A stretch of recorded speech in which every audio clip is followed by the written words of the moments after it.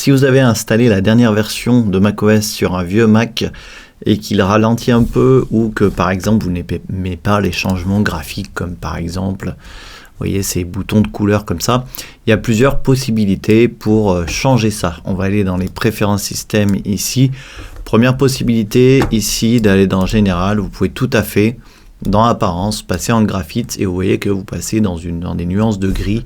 Les boutons des fenêtres, voilà, ça peut être un petit peu moins criard si vous n'aimez pas ces couleurs. Ensuite, surtout pour les performances, on va aller maintenant dans l'accessibilité.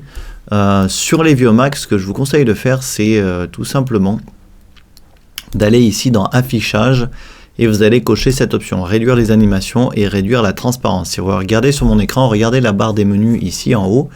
Quand je réduis la transparence, elle est maintenant vraiment blanche, donc j'ai moins d'effet de transparence. Et c'est exactement pareil sur le Finder. Vous voyez ma fenêtre Finder ici, c'est vraiment une nuance de gris.